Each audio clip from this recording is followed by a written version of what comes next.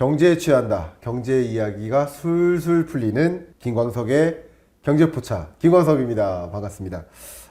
여러분, 오늘은요, 함께할 경제포차 손님이 계십니다. 여러분께 너무나 따뜻한 카리스마로 알려지신 분이죠. 통칭 장군님으로 통하십니다. 장군 제가 해야 되는데. 신한투자증권 이선엽 이사님 초대합니다. 안녕하십니까? 네, 안녕하십니까? 네. 반갑습니다.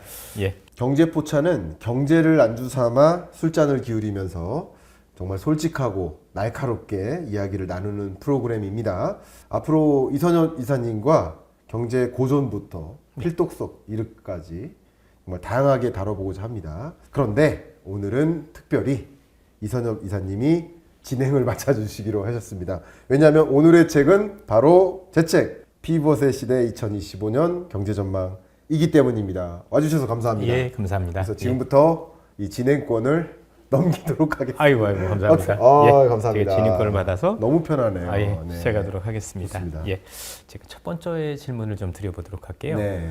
제목이 피벗의 시대입니다. 피벗이란 뭔가 전환을 얘기하는 것 같은데 네. 어떤 의미로 이 책을 쓰셨는지 우선 말씀해 주시면 좋겠습니다. 우리 이사님께서 운동을 오래 하셨고 네. 유도를 또 하셨기 때문에 피벗이라는 단어는 너무나 익숙하게 가져가실 것 같은데 그냥 우리 경제에서는 통상 피벗하면 통화정책 기조의 전환 이렇게 정리할 수 있을 것 같고요. 경영학에서는 보통 피벗하면 경영전략의 선회 이렇게 표현하죠. 뭐 운동 경기 할 때는 방향을 전환한다 이렇게 하는데 통화정책의 기조 변화 워낙 또 증권 투자 영역에서 뭐 정말 저명하시기 때문에 잘 아시겠지만 워낙 이 금리의 향방에 따라서 전반적인 이 시장의 움직임이 또 같이 혹은 반대로 움직이는 그 움직임이 중요하게 전개되기 때문에 그래서 저는 이제 피벗이라고 표현했고 2022년부터 24년 상반기까지를 저는 긴축의 시대로 정의를 합니다. 그리고 24년 중반부터는 점진적으로 통화정책 기조를 이제 완화적으로 전환해 나가는 물론 이 여정이 순탄치는 않지만 그 여정을 저는 이제 피벗의 시대라고 정의하고 25년뿐만 아니라 26년, 27년까지도 완화의 시대까지 오진 않지만 그래도 극단적인 긴축의 시대에서는 벗어나는 그래서 이 여정을 저는 피벗의 시대라고 이름을 해봤습니다. 정말 아주 중요한 말씀이신 것 네. 같습니다. 그렇다면 이게 이제 작년 말에 낸 경제의 서신인데요. 네. 일단은 현재 1분기가 지났단 말이에요. 그렇습니다. 그럼 그때 이렇게 생각하셨던 거하고 네. 지금 이 시점에서 기존의 전망과 혹시 뭐 달라진 점이 있다든가 아니면 조금 더 뭔가 이런 점들을 생각해야 되겠다 이런 점들이 있다면 말씀해 주시면 좋겠습니다. 너무 중요한 질문 주셨는데요. 저희 경제포차 진행상 제가 잠깐 끼어들면 짠을 한번 해야 됩니다. 그러시죠. 예. 일단 한번 막걸리로 짠 한번 예. 올리겠습니다. 예. 정말 한 잔.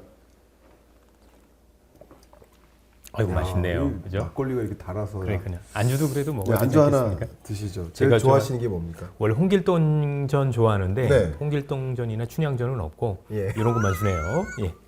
그렇습니까? 이제 주신 질문에 대해서 예. 성실히 답변을 좀 올려보도록 하겠습니다. 큰 틀에서는 피벗의 시대라는 그 정의에 부합하지 않을 수가 없다. 그냥 25년, 26년, 어쩌면 27년까지도 중장기 전망을 해봤을 때 점진적으로 세계 주요국들이 중립금리를 찾아 이행해 나가는 모습은 명확히 드리워지고 있다.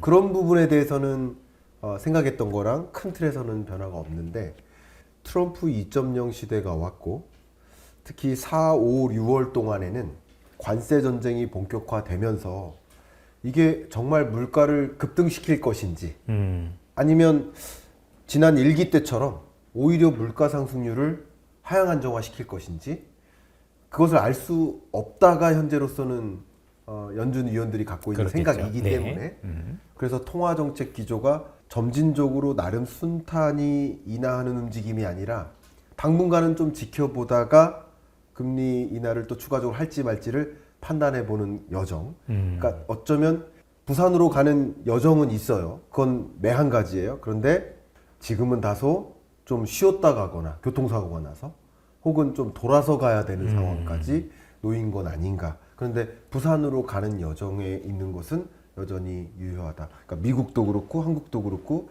세계 주요 기축통화국들 다 여전히 마찬가지다.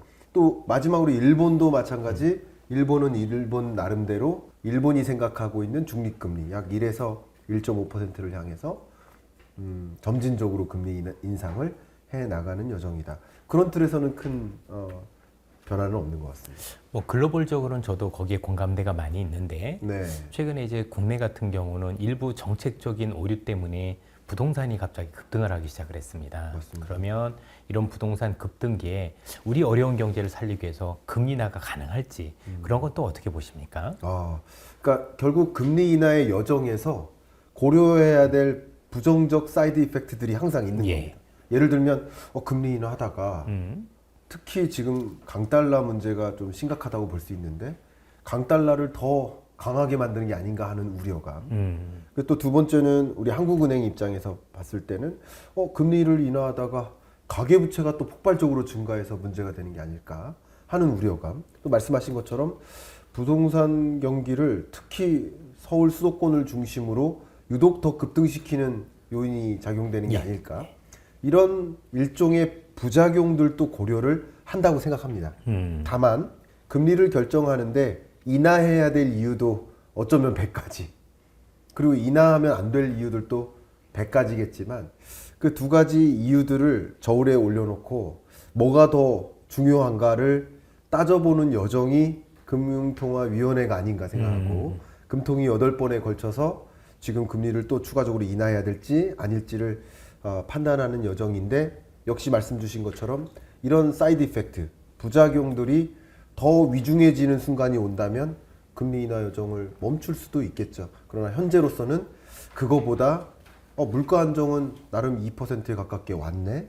또 한국은행 입장에서 한국 경제 내수 경제나 경기 침체 현상을 보면 금리 인하를 또 뒤로 미룰 수는 없겠네. 이렇게 저울질하면서 판단하는 여정이라고 저는 생각을 하고 있습니다.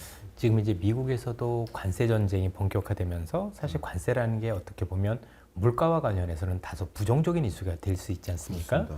그렇게 되면 이런 것 역시 피부과 관련해서 뭔가 장애물이 될 수 있다라고 생각지는 않으시나요? 너무 중요한 말씀이셨습니다. 그 부분들이 소위 삐걱거리는 현상들을 만든 거죠. 일종의 뭐 연준식 표현으로는 웨이앤시 전략, 통화정책의 웨이앤시를 만든 거죠. 근데 저도 이 부분을 한번 토론해 보고 싶어요.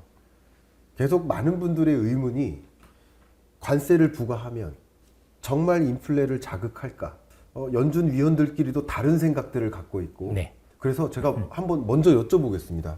혹시 이사님은 이 관세 전쟁의 여파로 물가가 어떻게 상방 압력이 될 것 같습니까? 혹은 하방 압력이 될 것 같습니까? 일시적으로는 상방 압력이 있겠지만 네. 조금 더 시간이 지난다면 오히려 하방 압력이 더 강하다라고 생각을 하고 있습니다. 네. 그렇지 않아도 지금 미국의 굉장히 물가가 높은 상황에서 관세 부과로 인해서 현재 있는 제품 가격이나 모든 생활 물가가 올라온다라면 사실 수요나 소비가 크게 줄어들 수밖에 없거든요. 그렇죠. 그러면 오히려 경기가 현재보다 안 좋아지는 쪽으로 가고 이로 인해서 추가적인 수요가 줄어든다라면 사실 물가가 오르는 쪽보다는 오히려 그거로 인해서 제가 보기엔 물가를 끌어내린 쪽으로 갈 가능성이 높다라고 보여지고, 그래서 시장에서 얘기하는 물가는 오르는데 경제는 안 좋아지는 스태그플레이션 우려는 일시적인 우려인 거고, 궁극적으로는 물가가 내려가는 쪽으로 될 것 같다.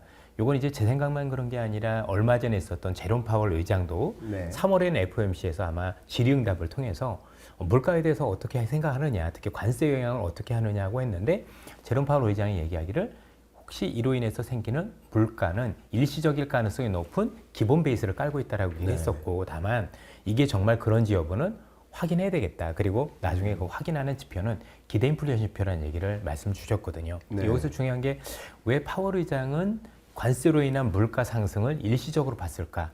제가 말씀드렸었던 결국 이 관세라는 게 결국은 수요를 파괴하는 그런 어떤 기폭제기 때문에 그런 말씀을 하셨을 수도 있고, 또는 당연히 현재 진행되고 있는 이 관세 전쟁은 길게 할 수 없는 이슈가 되고 있으니 궁극적으로 뭔가 협상을 통해서 길게 가지 않을 거니까 일시적으로 물가에 부정적일 수 있겠지만 이게 뭔가 긴 흐름에서 통화 정책을 자극할 만한 정도는 아니다라고 이렇게 좀 해석한 게 아닌가. 그래서 저는 그렇게 생각해봤기 때문에 저도 거기에 동의하는 편이라고 말씀드리고 싶습니다. 와, 저 지금 소름 돋았습니다. 제가 저 혼자 싸움하는 줄 알았어요. 아유, 별말씀을. 왜냐하면 저도 많은 대중들과 관세 전쟁이 시작되면 인플레 올 거라고 굳게 믿고 계신 거예요. 근데 저는 역시 이사님하고 비슷한 생각들을 예. 많이 하고 있거든요. 일시적으로는 물가를 자극할 수도 있다. 그러나 그게 장기간 유지되긴 어렵겠다.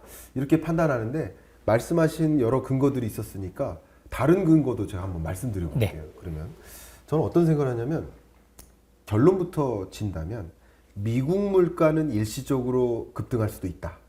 미국 물가도 장기적으로는 하향 안정화될 여지가 많다. 결론은. 그런데 미국 물가는 그렇지만 미국을 제외한 나머지 국가들의 물가 상승률은 오히려 하향 안정화될 여지가 더 많아진다. 그렇기 때문에 결과적으로는 디플레이션 압력이다라고 저는 생각을 합니다. 예를 들어 보겠습니다.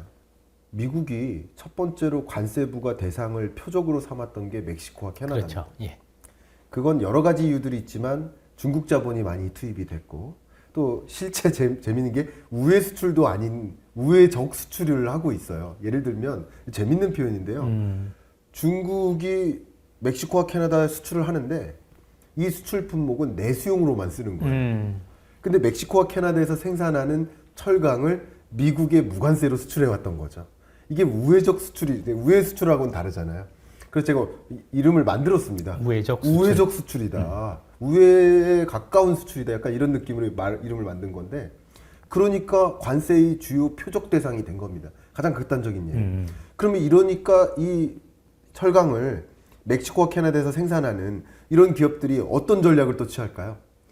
이 철강 알루미늄을 유럽에 팔자. 근데 팔 때 어떻게 팔까요?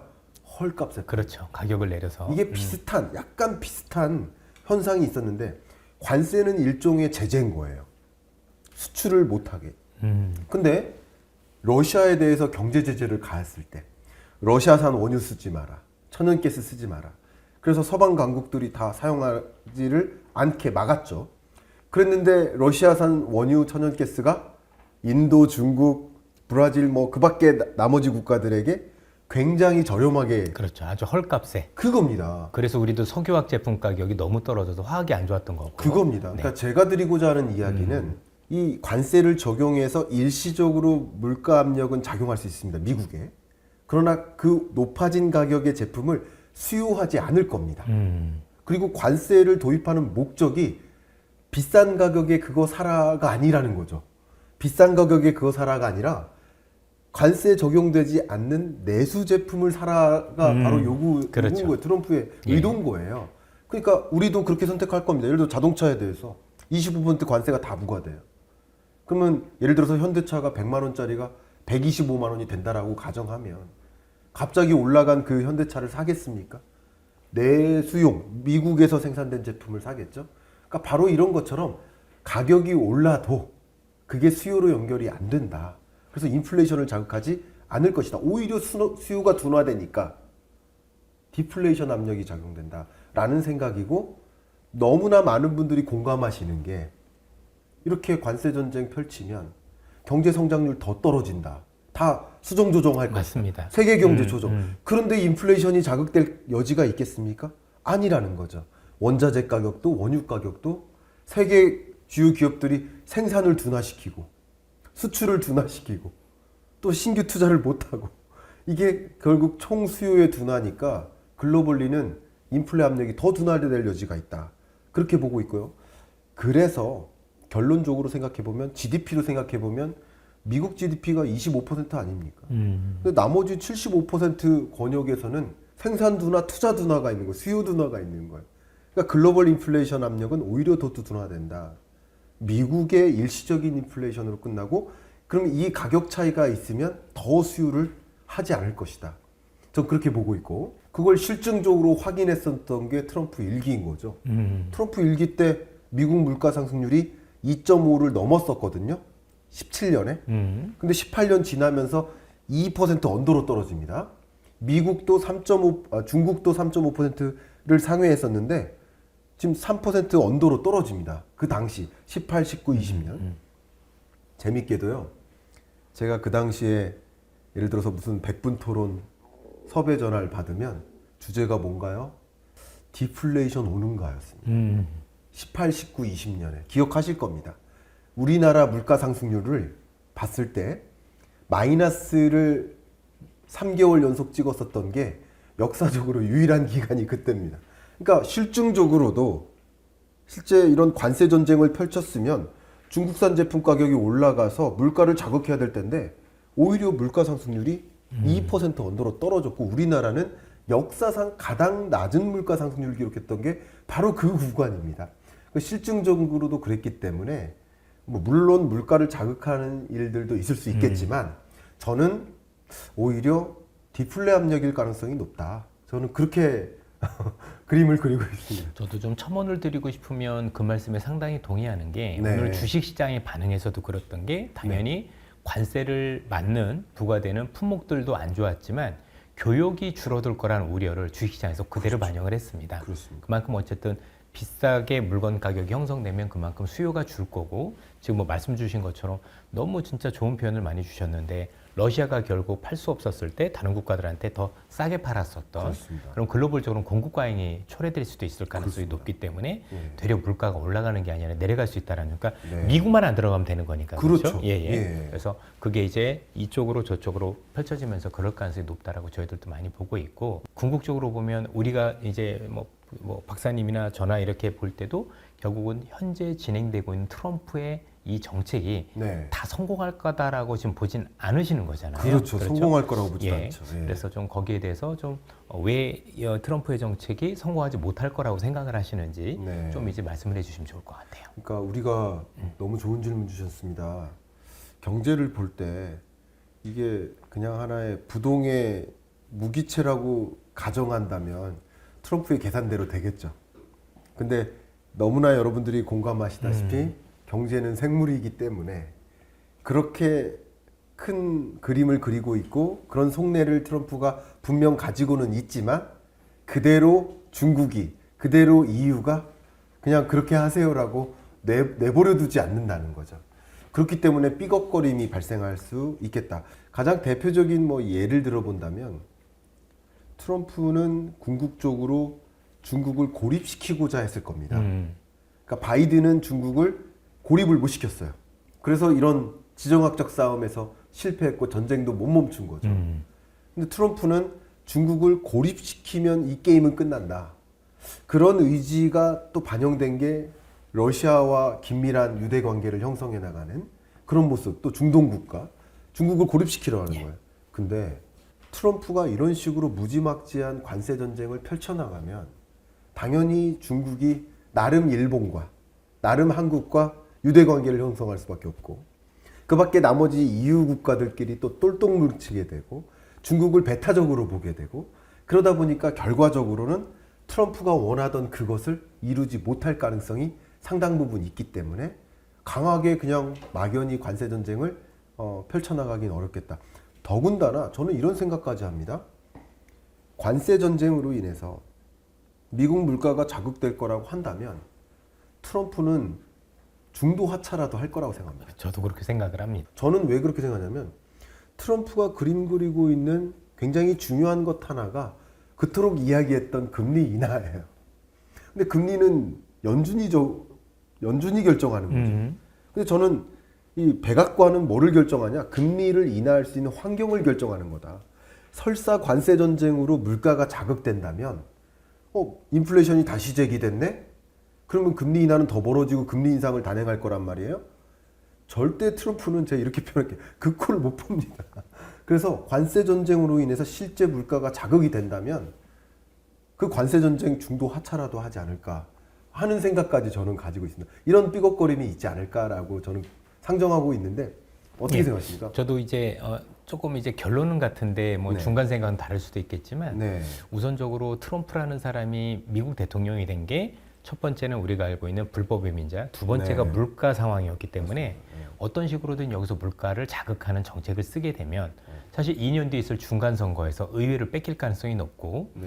그런 상황에서는 미국에서 이제 투자자들이 바라보는 입장에서는 이제 트럼프의 정책 동력이 떨어지는구나라고 생각을 해서 사실상 레임덕이 오고 뭐 네. 어차피 3선이 안 될 거니까 그렇죠. 전체적으로 놓고 본다라면 현재 있는 이런 것들이 각국 입장에서는 제가 볼 때는 각국의 정책하고도 연관되어 있는 거예요. 구체적으로 설명을 드리면 우리나라에 있는 그런 기업들이 트럼프의 요구대로 미국에 다 들어가야 된다면 우리 산업은 공동화되는 거지 않습니까? 그렇죠. 현대차 공장 다 들어가고 우리가 알고 있는 반도체 공장 다 돌아간다라면 네. 우리 입장에서는 질 좋은 일자리들이 다 사라지는 건데 각국이 그냥 그걸 보고만 있을 거냐에 대한 고민도 있을 거고 오히려 이것 때문에 최근에 시장에서 일고 있는 로봇이라든가 AI 발전을 통해서 네. 차라리 25% 비용을 줄이는 방법을 훨씬 더 획기적으로 저는 할 거라고 생각을 해요. 네. 실제 그런 일들이 많이 일어나고 있고 그래서 조금 지금 어렵다 하더라도 그 가능성이 좀 높지 않을까라는 생각을 가지고 있고요. 네. 그래서 그런 전 관점에서 본다면 물론 트럼프의 정책이 일정 부분 나름대로 어떤 그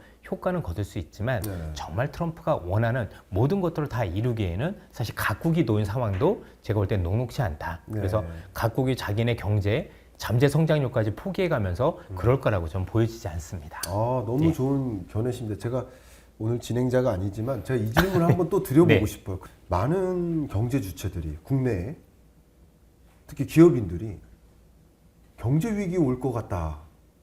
그 혹은 이미 경제 위기 왔다. 이렇게 생각하시는 분들이 정말 예. 많으십니다.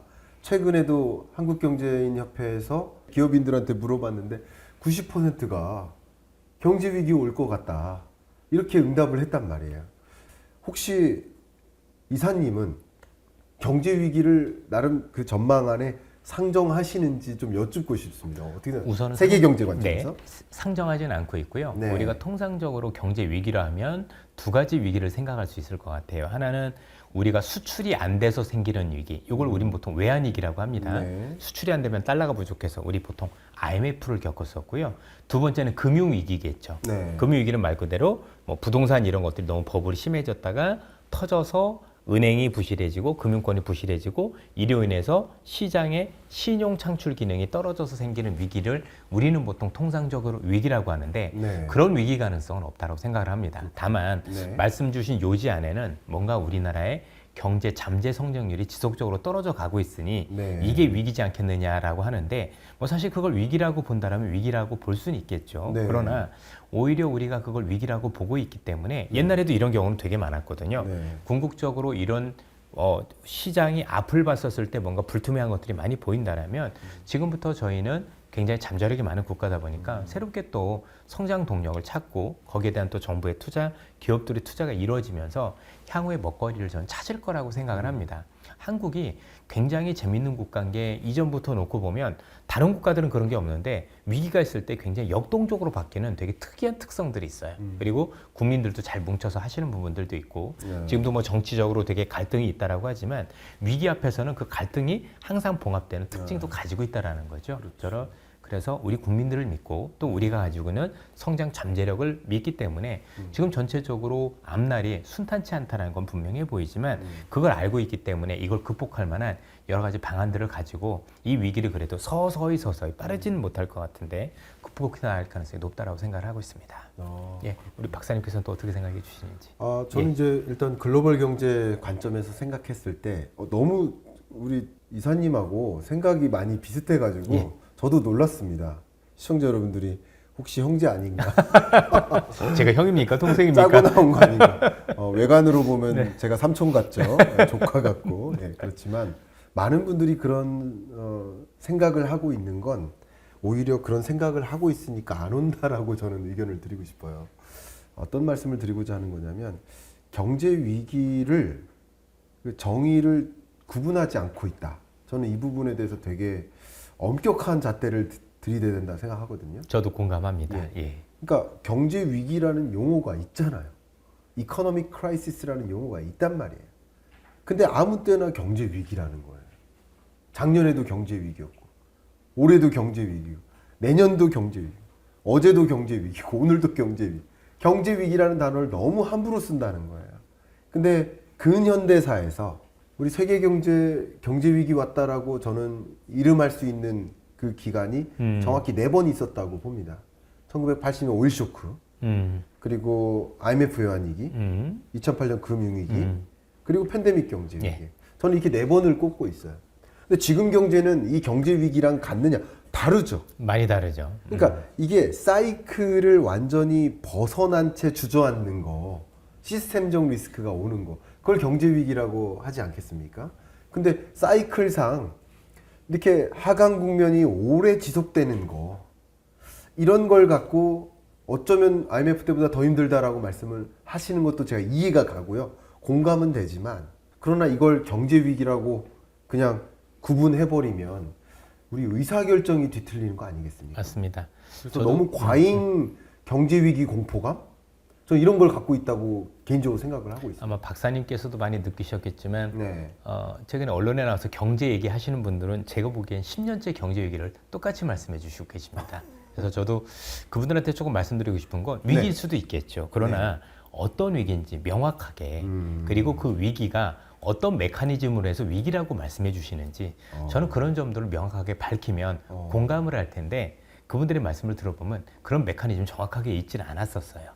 그래서 이거 왜 저렇게 안 좋다라고 말씀하시고 예. 근거도 되게 미약한 말씀을 많이 하실까 네. 그런 고민이 든다라고 보면 사실 우리가 생각하는 위기라고 보기에는 그러니까 앞으로 쉽지 않은 건 맞지만 그걸 위기라 하고 동일시하는 건 좀 지양해야 되지 않을까 그런 생각을 좀 해봤습니다. 근데 너무 좋은 말씀이시고 그 뷰가 좋고요. 제가 여담을 하나 말씀드리면 어느 저명하신 분하고 이렇게 이런 비슷한 토론을 하는데 저는 경기 침체고 저성장이 고착화된 것이고 정말 어려운 경제 맞다. 정말 어렵다. 제가 얼마나 어렵다고까지 하냐면 3년 연속 소매 판매액이 감소했었던 건 우리나라 역사에서 없었거든요. 정말 어려운 거 맞아요. 그러나 이걸 위기라고 경제 위기라고 가정해버리면 그 다음 의사결정과 대응 전략이 달라지니까 지금 경제 위기면 아마 한국은행은 금리를 제로 금리로 바로 내렸겠죠. 그럼요.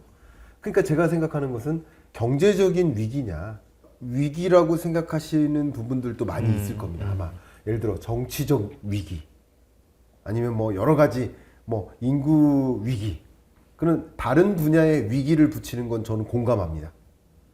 뭐 사회 갈등이 극단적으로 치솟았다 이런 위기. 근데 경제 위기라고 표현하는 것은 절대 뒤로 물러설 마음이 없다 이 말씀을 저는 드리고 싶습니다. 예. 개인적으로. 정말 좋은 말씀이셨던 것 같습니다. 자, 이렇게 그 미국의 상황과 현재 경제 상황의 진실까지 짚어봤는데요. 그렇다면 지금까지 나눈 이야기들을 아우를 수 있는 책 속의 한 문장이 있다면 어떻게 해주시겠습니까? 네, 뭐 아우를 수 있다기보다 우리 마지막 그 이사님과의 대담이 참 많이 이렇게 대담할 줄 몰랐는데 선택한 그 한 문장을 어쨌든 읽어봐 드리도록 하겠습니다. 10페이지에 있는데요. 백화점 명품관 앞에 줄을 선 손님들의 설렘과 그들을 맞이하는 판매원의 기대감 그리고 긴 줄을 보고 애써 고개를 돌리는 행인의 허탈함을 빠뜨리지 않았다. 이 책을 쓰고자 하는 의도였었는데요. 좀 말씀을 드리면 그러니까 지금 현재 경기를 어떻게 판단하느냐에 있어서 참 입장에 따라 다를 수 있겠다. 예를 들면 명품을 소비하려고 기다리는 그 손님과 이 속에 말씀드렸던 것처럼 그걸 판매하려고 그 손님을 기다리는 판매원과 전혀 나와 관계없는 현상이네 하면서 고개 떨구면서 지나가는 행인의 마음이 분명 다 다를 것이다. 다 다르겠지만 분명 경제는 하나거든요. 지금 경제 현상, 경기 판단은 분명 하나거든요. 입장이 서로 다를 수는 있겠지만 객관적으로 경기를 판단했을 때 우리가 다양한 의사결정을 올바로 내릴 수 있지 않을까 하는 생각을 이 문장에 좀 옮겨봅니다. 너무 좋은 말씀이신 것 같습니다. 불확실성을 너무나 많이 안고 있는 경제 상황입니다. 1부는 이렇게 마무리하고 2부에서는 우리나라 경제를 어떻게 봐야 될지 좀 더 얘기를 나눠보도록 하겠습니다. 자, 그러면 이제는 우리가 좀 심도 있게 네. 뭐 글로벌도 좋지만 한국 경제에 대해서 조금 더 깊이 있는 얘기를 좀 나눠봤으면 좋겠습니다. 네.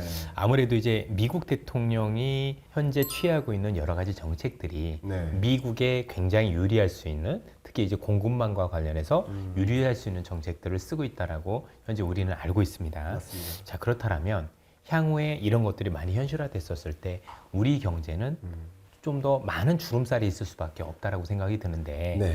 이것과 관련해서 일단은 어떻게 보고 계시며 만약에 그렇게 된다면 우리가 이걸 피할 수 있는 방법이 있다면 네. 어떤 방법이 있는지 한번 제시해 주시면 좋을 것 같습니다. 아, 예.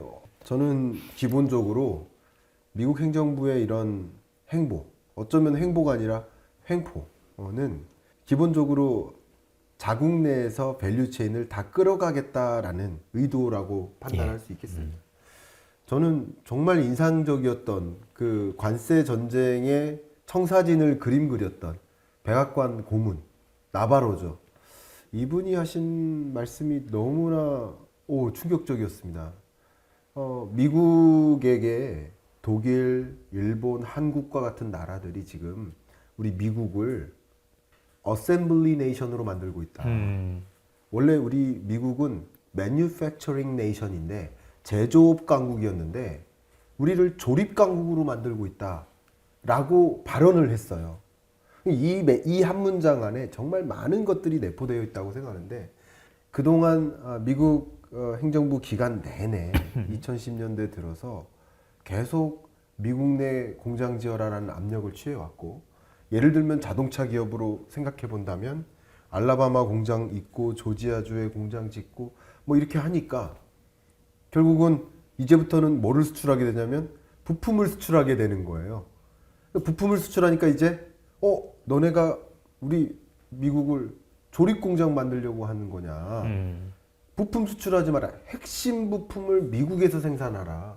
근데 그동안 자동차를 많이 했었는데 부품을 수출해서 조립하는 여정을 거치다 보니까 예를 들어 강판마저 수출량이 늘은 거죠. 근데 이제 철강도 미국에서 만들어라. 핵심 부품 다 미국에서 만들어라. 그런 압력을 가하는 것이니까 결국 한마디로 이것을 고구마만 옮겨라가 아니라 고구마 줄기채 옮겨 심어라. 이런 압력인데 저는 여기서 기업은 나름대로 대응을 할 거라고 생각합니다. 기업은 어쨌든 이윤극대화니까 한국에서 돈 버는 게 유리할지 미국에서 제조하는 게 유리할지 아마 가감할 거라고 생각합니다. 그것에 맞게 움직일 수 있는데 문제는 뭐냐면 이 고구마 줄기채 옮겨지는 과정에서 옮길 수 없는 중소기업, 소상공인, 그 인근의 지역경제, 중견기업 이들이 정말 한숨이 끊이지 않고 있습니다. 제가 근래 동남권이나 대구나 오늘은 제가 시흥공단을 다녀왔거든요. 근데 그쪽에 있는 대표님들이 한 70%가 자동차 부품사입니다. 정말 힘들다고 합니다. 가동률을 미국 내 올리고. 그러니까 제가 생각하고 있는 것은 미국 정부의 이런 강한 움직임이 결과적으로 산업 생태계를, 밸류체인 자체를 다 미국으로 옮기려는 행보다 보니까 우리는 입지 기반이 사라지는 거죠. 저는 가장 걱정인 게 바로 이 한국 경제에 갈 수 있는 기업들은 가요. 또 갈 수 있는 기술 인재들은 또 간단 말이에요. 일자리 찾아서. 근데 가지 못하는 남아있는 한국의 기업, 가게, 또 국가는 어떻게 되는가. 저는 이 부분에 대한 굉장히 큰 우려를 개인적으로 갖고 있어요. 혹시 이런 부분은 어떻게 생각하십니까? 저도 비슷한 공감대를 가지고 있는 게 첫 네. 번째는 현재 일부 대기업들은 일부러 나가고 싶어 한다라는 거죠. 그럼요. 우리나라가 그러니까 지금 글로벌에서 취하고 있는 여러 가지 정책들을 보면 예를 들어서 미국도 그랬고 일본도 그렇고 아니면 대만도 그렇고 네. 각국이 지금 말씀 주신 것처럼 반도체를 키우기 위해서 정말 많은 정책적 지원이 있었습니다. 네. 반면에 우리나라 반도체를 잘하고 있음에도 불구하고 사실 의회라든가 정부 측에서의 어떤 반도체 지원과 관련해서 본다면 우리가 보더라도 빵점이죠. 네. 사실 반도체 지원법 이게 통과하는 게 그리 어려운 것도 아닐 텐데 아무리 정쟁이 있다고 하더라도 이거는 제가 볼 땐 이견이 있으면 안 되는 거고 네. 뭐 특히 중국 같은 경우 너무나도 반도체 지원이 있잖아요. 그러면 지금 전 세계 모든 반도체는 정부 지원의 전폭적인 지원을 통해 성장하고 있는데 네. 우리만 지금 고아가 된 거 아닙니까? 네. 그렇죠? 그런 측면에서 놓고 보면 특히 이제 우리나라 같은 노동의 유연성도 많이 떨어지고 네. 일부 기업들은 나가고 싶어하는 기업들도 있어요. 차라리 핑계가 잘 됐죠. 미국이 오라고 하니까. 그렇죠? 관세를 통해서 옥죄는 것처럼 해서 야 나갈 수밖에 없어라는 핑계를 대고 나가는 기업들도 더러 생기는 것 같다라고 생각을 합니다. 네. 그러면 우리 입장에선 이런 기업들이 정말 나가지 않을 수 있도록 야, 관세나 이런 게 있다고 하더라도 우리가 그에 대해서 충분한 지원을 해줄 테니까 비용을 아끼면서 우리 같이 해보자라는 정책적 지원이 저는 포괄적으로 많이 이루어져야 된다. 네. 그러지 않으면 지금 말씀 주신 것처럼 기업이 나가는 게 문제가 아니라 네. 이 기업이 나가면 거기와 연관돼 있던 모든 소상공인들부터 사실 굉장히 연관된 우리의 어떤 먹거리 또는 우리 주변에 있는 분들이 너무 어려워지는 분들이 많아지거든요. 네. 이런 어떤 부분들도 굉장히 걱정이다. 라고 생각을 하고 있고 예. 두 번째는 어쨌든 지금 말씀 주신 혁신 경제라는 것 자체가 예. 우리가 지금도 알고 있지만 AI라든가 로봇이라든가 누가 봐도 보이는 거고 이런 산업들은 천문학적인 자금의 투여를 요구를 하고 있는데 그렇다면 이것도 우리 기업들이 사실 기업만 가지고 충당할 수 있는 건 아니거든요. 미국의 빅테크 기업들이야 워낙 돈의 사이즈도 크고 투자할 만한 여력이 있지만 우리 기업들은 그만한 여력도 없지만 설령 한다라고 하더라도 글로벌 기업과 경쟁해서 살아남을 수 없다라는 그런 부분들 때문에 못하는 게 있거든요. 그럼 이거는 반드시 예. 정부가 해줘야만이. 그러니까 지금 전체 경제를 놓고 보면 AI 경제고 로봇 경제인데 우리 기업들은 거기에 지금 인발부가 돼 있지 않은 거죠. 그러면 글로벌 성장에서 우리는 뒤처질 수밖에 없을 거고 네. 이게 단순히 뒤처지는 게 아니라 이걸 활용하면 나중에 기업들 같은 경우는 비용을 절감한다든가 또는 아니면 또 다른 혁신적인 산업들을 만들 수도 있는 왜 우리 기업들 같은 경우 옛날에 플랫폼이라는 게 생기면서 네. 그죠? 배달 이런 것들도 나오고 그죠? 예. 배달의 앱 뭐 이런 것도 나온 되게 혁신적인 민족인 거잖아요. 맞아요. 그러면 그런 것들이 나올 수 있는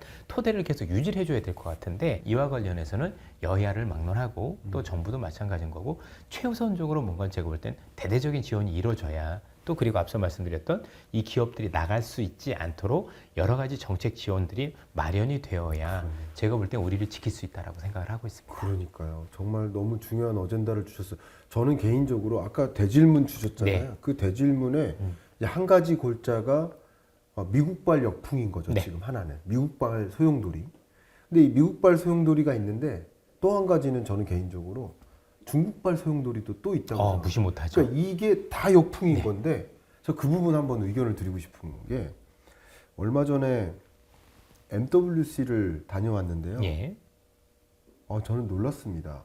제가 매년 이 CES와 MWC는 못 가면 비대면이라도 꼭 관찰을 하는데 와 이번 MWC는 저 C를 컨그레스를 차이나로 바꿔야 될 판이다. 그러니까 미래 산업을 다 가져가려는 그 정말 쌍끌이 같은 전략을 취하고 있더라고요. 그런 모습들을 제가 체감하면서 와 정말 와 참 무섭다 이런 생각을 했는데요. 저는 이런 대전제를 가져야 된다고까지 생각을 합니다. 무슨 얘기냐면 중국산의 정의를 바꿔야 된다. 근데 통상 우리 중국산 하면 어떤 단어를 떠올려 싸구려. 왔나요? 싸구려. 예. 뭐 잘 고장나고 예. 저가에 저품질에 저기술에. 근데 지금 돌아보니까 어느새 중국 기술이 이 백밀러에 바짝 추격한 줄 알았더니 백밀러에 추격한 게 아니라 앞유리에 있는 거예요. 제가 정말 우리 술자리니까 제가 말씀드리는데 제가 커리어를 이제 시작할 때 원래 처음에는 이제 국책연구원에서 시작을 했는데 거기 이제 정식 임용 받기 전에 뭐라고 해야 되나요? 베이컨시가 있잖아요. 그 기간 동안 한 6개월 가까이 키스텝에서 일을 했었습니다. 그때 이제 한국과학기술평가원이니까 이게 여기서 다른 나라의 기술과 우리나라의 기술 수준을 비교해보는 비교 거. 평가 이런 작업을 했는데 그로부터 지금 10여 년이 지났습니다.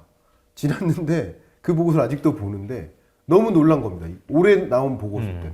올해 나온 보고서를 봤더니 다른 부문도 아니고 반도체 산업을 놓고 반도체를 쪼개면 한 5가지 부문이 있는데 기초 역량 부분을 중국과 비교를 하는데 한 부문도 빠짐없이 이미 중국이 우리를 앞서가 있는 거예요. 근데 지금 말씀드렸던 이 데이터가 24년 4분기 기준 데이터입니다.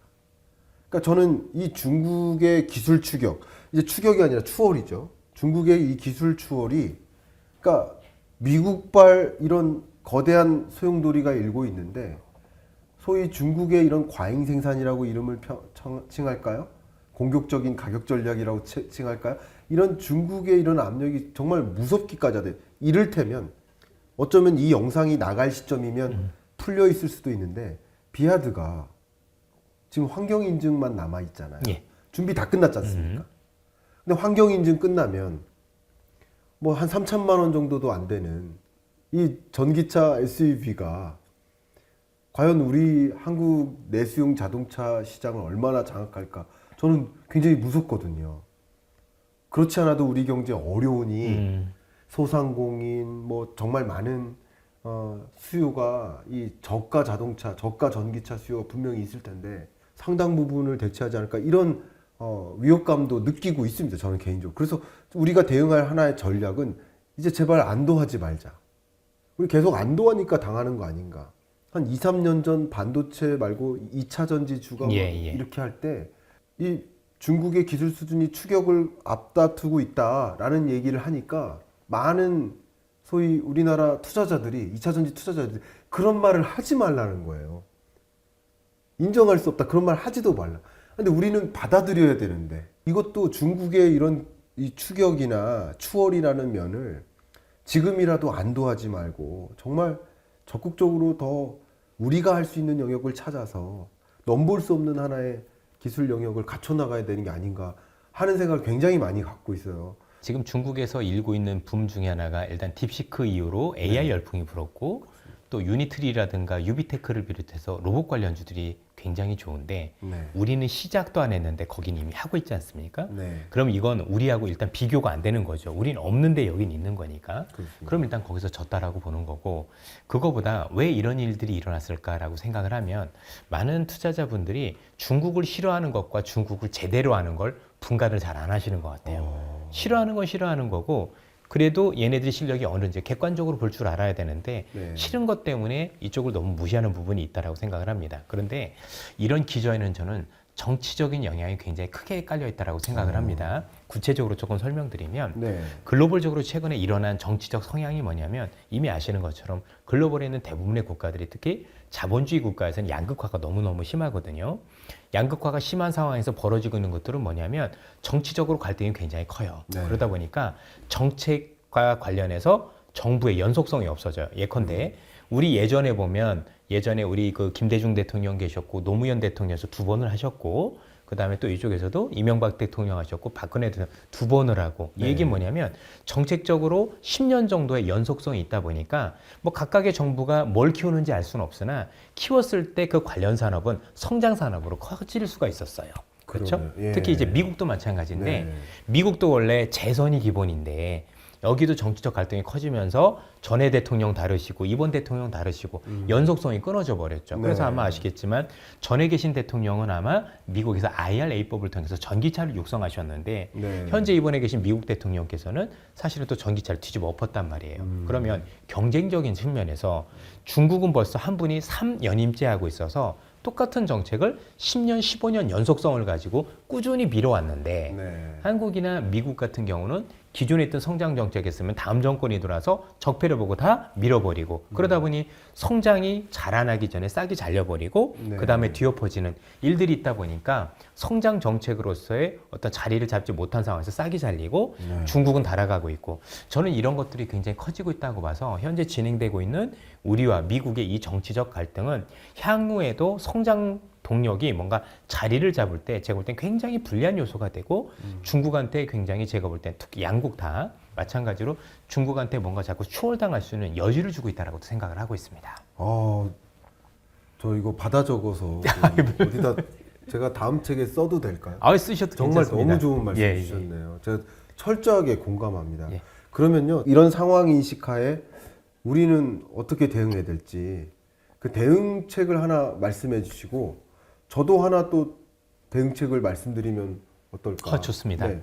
일단 가장 중요한 게 지금 이제 여야가 정치적으로는 견해가 다르실 수밖에 없다고 생각을 합니다. 네. 그러나 정치에 대한 견해가 다른 것과 네. 우리가 먹고 사는 거에 대한 고민은 같아야 된다고 생각을 합니다. 네. 자, 한국이라는 국가는 1960년대 이전까지는 수출을 안 했던 국가이기 때문에 네. 뭐 어떤 정치적 갈등이 있어도 문제가 있지는 않았었습니다만 네. 이미 우리는 세계 7위의 경제 대국이고 우리는 이제 수출이 잘 돼야 되는 거죠. 네. 수출이 잘 되려면 두 가지가 필요하겠죠. 네. 하나는 우리가 수출할 수 있는 지역이 늘어나야 되고 네. 좀 미국, 중국 다 마찬가지로 또 하나는 우리 기업들의 수출 경쟁력이 확보가 되어야 됩니다. 네네. 그러면 정치적으로 국가와 관련된 갈등이 있으면 안 됩니다. 네네. 제가 일단 정치적으로는 양쪽 다 뭐 무슨 파, 뭐 친중이냐 친이냐 이런 거 나누는 것 자체가 네. 굉장히 제가 볼 땐 정말 수준 낮은 짓거리들인 겁니다. 수출하는 국가가 그걸 갈라서 네. 스스로 수출길을 막는다는 것 자체가 네. 본인들이 얼마나 나중에 미래 성장 동력을 깎고 있는지 분명히 아셔야 되는 거고요. 네. 두 번째는 성장 동력이 있는 거죠. 어느 정권이 됐든 비록 전 정권에서 했다고 하더라도 야 이게 우리 미래 먹거리고 살아야 된다라면 이어받아야죠. 네. 그렇죠. 이어받아서 연결시켜주고 그래야 우리 공무원분들께서도 정부의 정책이 또 그래도 양쪽으로 갈라져 있지만 먹고 사는 것 가지고는 그래도 이분들이 굉장히 힘을 같이 하는 거라는 게 있어야 정책적으로 힘이 될 텐데 이렇게 서로 갈라져서 그런 어떤 산업과 관련돼서 이렇게 분열이 되시면 네. 사실 공무원분들도 나중에 접해는 모일 텐데 일을 할 수가 있겠습니까? 그래서 이런 것들이 자꾸 끊기는 일들이 발생할 수 있으니 최소한 조금 거국적으로 정치적인 견해는 다르다 하더라도 네. 산업과 관련된 먹고 사는 것과 관련해서 여야가 합의를 통해서 예. 우리 이거는 끝까지 갖춰가자라는 어떤 단합된 모습을 보여주는 게 저는 무조건 필요하다고 생각을 합니다. 그렇지 않고 산업과 관련해서 지금도 이견이 있으면 네. 저희들이 볼 때는 앞으로도 중국을 비롯해서 현재 경쟁 국가들에서 경쟁에서 이길 수 없는 안타까운 점. 왜 지금은 정부의 지원이 없으면 안 되는 거고 그럼요. 기업만의 힘만 가지고 안 되는 세상이 왔거든요. 네. 이런 점들이 저는 굉장히 중요하다고 생각을 합니다. 이사님, 예. 제가 정말 눈물을 참았습니다.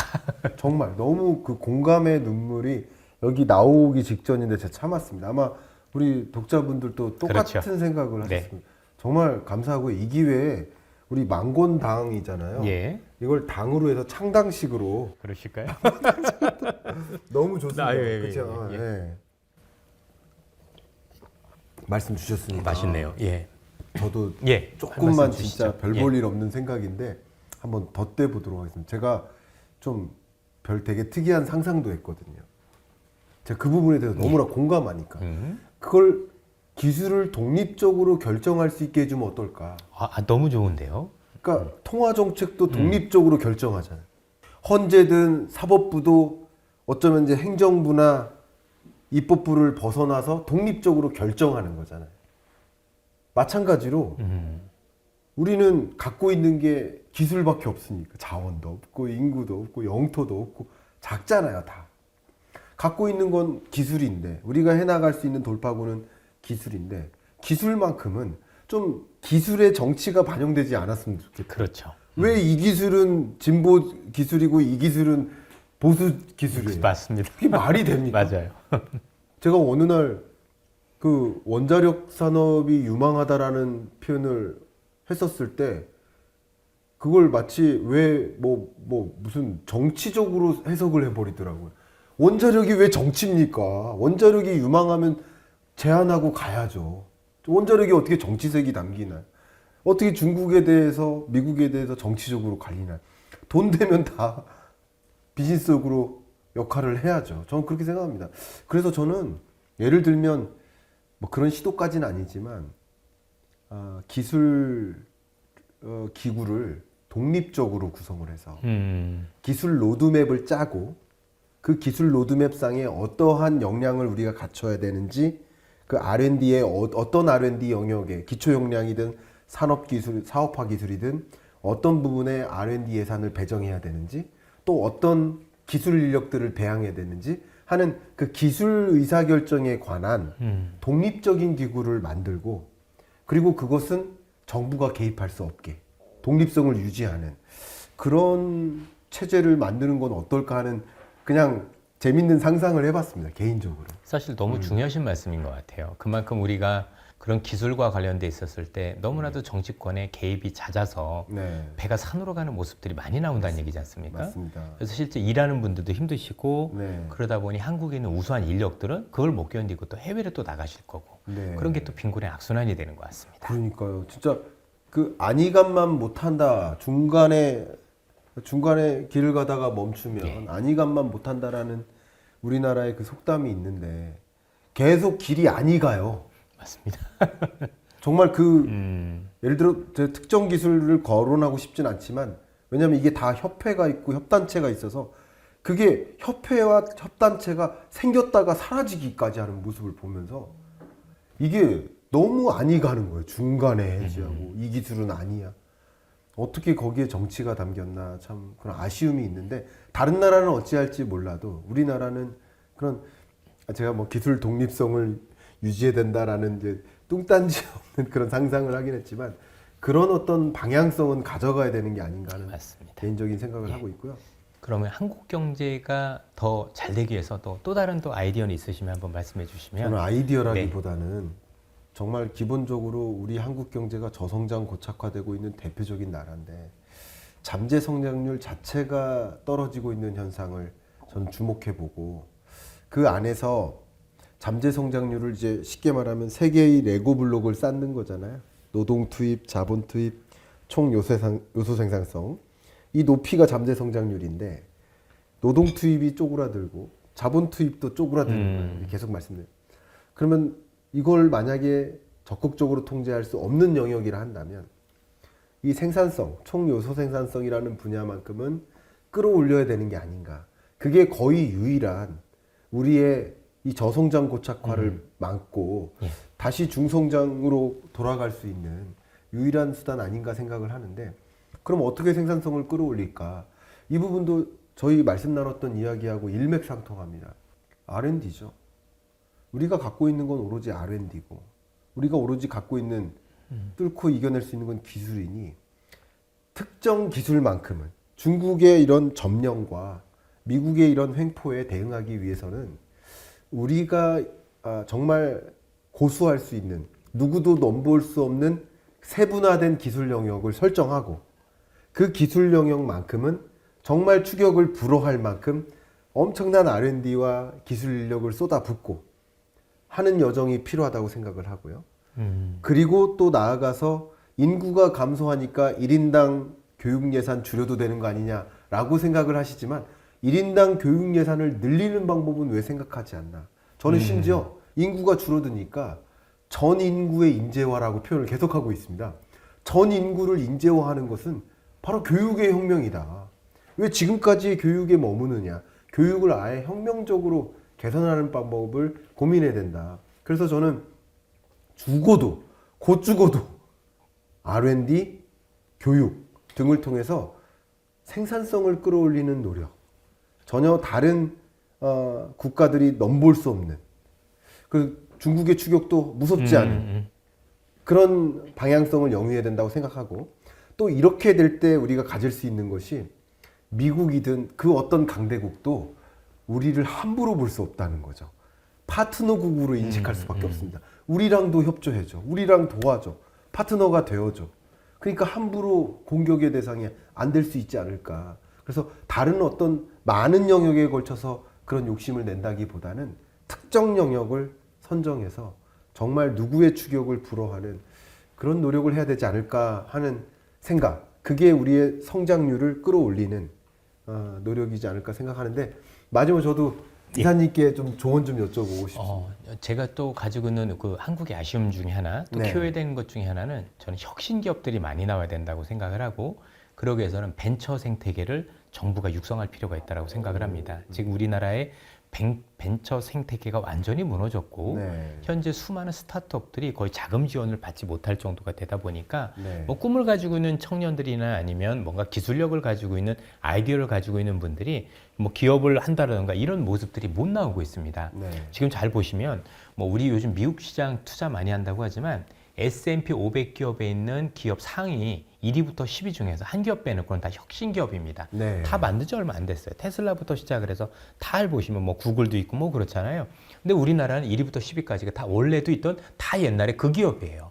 혁신이 없으니까 주가가 안 올라가는 거거든요. 그죠? 뭐 예전에 또 철강, 예전에 또 뭐 은행 이런 기업들이 계속 있는 한 우리의 발전 가능성은 없는 거죠. 우리도 뭔가 새로운 어떤 신생 기업들이 나오고 왜냐면 기존에 있었던 뭐 우리 회사를 비롯해서 여러 가지 거대한 회사들은 이미 여러분도 아시겠지만 되게 연공서열화 돼 있고 나름대로 조직화돼 있어서 이 기업들이 혁신을 갖기는 제가 볼 때 어렵습니다.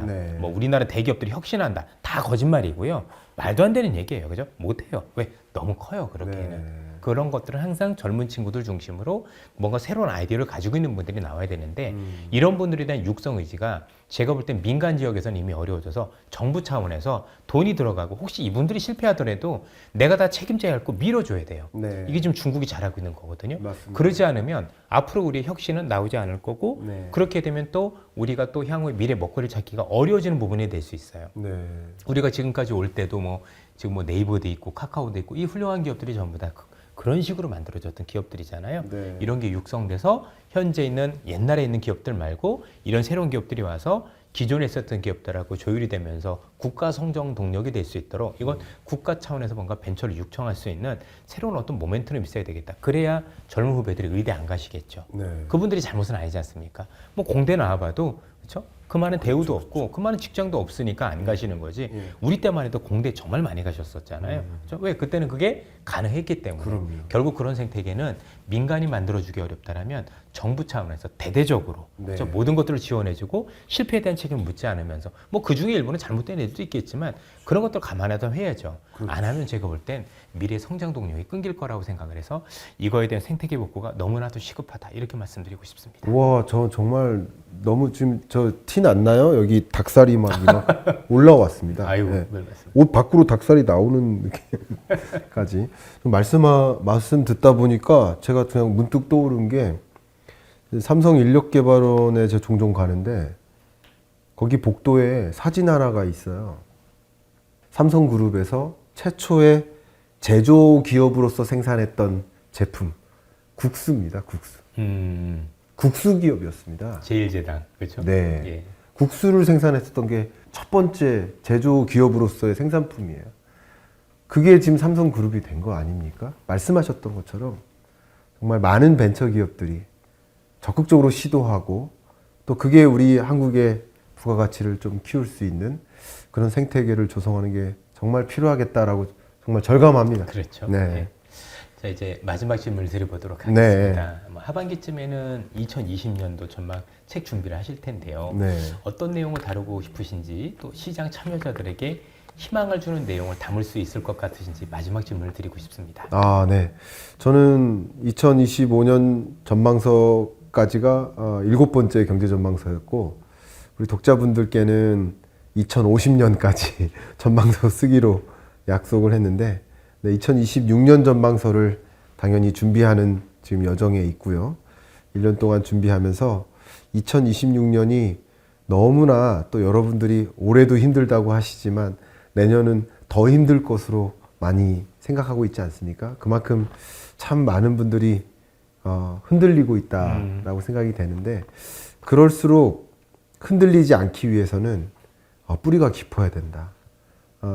이 세계 경제의 큰 흐름과 또 내가 그 경제의 흐름 속에서 어느 지점에 와 있고 우리 세계 경제는 또 어디를 향해 가는지 이런 어떤 큰 기초적인 흐름을 충분히 숙지하신다면 여러분이 뭐 경영 의사 결정이든 뭐 투자 의사 결정이든 흔들림 없이 할 수 있지 않을까 그런 의지를 적극적으로 담고 싶습니다. 네. 너무 좋은 말씀인 것 같습니다. 네. 기회와 위기는 한 끗 차이라고 합니다. 글로벌 패권 전쟁 속에서 우리가 살아남으려면 정신을 바짝 차려야 할 것 같은데요. 우리가 꼭 기억해야 될 한 문장이 있다면 교수님 책에서 한마디 뽑아주셨으면 좋겠습니다. 네, 감사합니다. 제가 책을 그동안 써오면서 첫 책부터 그리고 지금으로서 마지막 책까지 한 번도 빠짐없이 책에 남기고 있는 문장이 있습니다. 263페이지에도 그 문장을 똑같이 남겼는데요. 저를 상징하는 문장인데 경제를 모르고 투자하는 일은 눈을 감고 운전하는 것과 같다. 이 말은 수만 번 반복해도 과함이 없다. 경제를 이해하는 이유는 경기 사이클상 현재 어느 지점에 와 있고 어느 지점으로 향하는지를 확인해야 하기 때문이다. 이렇게 말씀 드리고 싶고요. 정말 우리가 이 세계 경제의 거대한 기조 속에서 어느 지점에 와 있고 또 이 세계 경제는 또 어디를 향하는지 그런 것을 면밀히 주시한다면 여러분이 참 이 혼탁한 흔들리는 경제 속에서 잘 대응할 수 있지 않을까 이런 생각을 해봅니다. 아이고 오늘 너무 말씀 감명 깊었고요. 네. 너무 잘 들었습니다. 제가 예. 많이 배웠습니다. 예. 감사합니다. 오늘의 이 이야기, 이 토론이 진짜 많은 분들이 많이 보시면서 우리 경제를 한번 다시 되짚어보고 우리가 지금 어떤 문제가 있으며 앞으로 나아가기 위해서는 어떤 부분들을 봐야 되는지 좋은 어떤 계기가 되셨으면 좋겠습니다. 오늘 감사합니다. 감사합니다. 예.